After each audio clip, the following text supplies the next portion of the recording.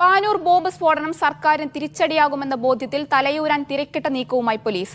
സ്വയം വിമർശനം നടത്തിയും പ്രതികളെ അതിവേഗം പിടികൂടിയും വിഷയത്തിന്റെ തീവ്രത കുറയ്ക്കാനുള്ള നീക്കമാണ് പോലീസ് നടത്തുന്നത്. തെരഞ്ഞെടുപ്പ് അടുത്ത പശ്ചാത്തലത്തിലാണ് അടിയന്തര നടപടികളുമായി പോലീസ് രംഗത്ത് വന്നത്. തെരഞ്ഞെടുപ്പ് പ്രചാരണ രംഗത്ത് പാനൂർ ബോംബ് സ്ഫോടനം പ്രതിപക്ഷം ആയുധമായി ഉപയോഗിക്കാൻ തുടങ്ങിയിരുന്നു. ക്രമസമാധാനം വഷളാക്കാൻ CPM പാർട്ടി പ്രവർത്തകരെ കൊണ്ട് ബോംബ് നിർമ്മിക്കുകയാണെന്ന ആക്ഷേപവുമായാണ് പ്രതിപക്ഷ നേതാവ് അടക്കമുള്ളവർ രംഗത്ത് വന്നത്. വടകര മണ്ഡലത്തിലാകട്ടെ UDF സ്ഥാനാർത്ഥി ഷാഫി പറമ്പിലിന്റെ നേതൃത്വത്തിൽ സമാധാന സന്ദേശ റാലിയും നടന്നു. ഇതിന് മണിക്കൂറുകൾക്കുള്ളിലാണ് സംസ്ഥാന വ്യാപക പരിശോധനയും തുടർന്ന് സ്വയം വിമർശനവുമായി കേരള പോലീസ് രംഗത്തെത്തിയത്.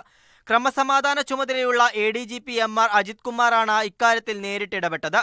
കണ്ണൂരിലെ ക്രമസമാധാന നില ചർച്ച ചെയ്യാൻ DIG മുതലുള്ള ഉദ്യോഗസ്ഥരുടെ യോഗവും ADGP വിളിച്ചു ചേർത്തു.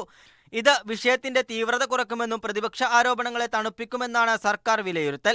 ക്രമസമാധാന നിലയിൽ ഒരു തരത്തിലുള്ള വിട്ടുവീഴ്ചയ്ക്ക് ഇടം കൊടുക്കില്ലെന്ന സന്ദേശമാണ് ഇതുവഴി പ്രചരിപ്പിക്കാൻ പോലീസ് ഉദ്ദേശിച്ചത്.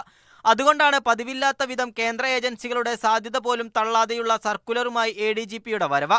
ആവശ്യമെങ്കിൽ NSGയുടെയും NIAയുടെയും സേവനം വരെ ആവശ്യപ്പെടാമെന്നാണ് ADGP പറയുന്നത്.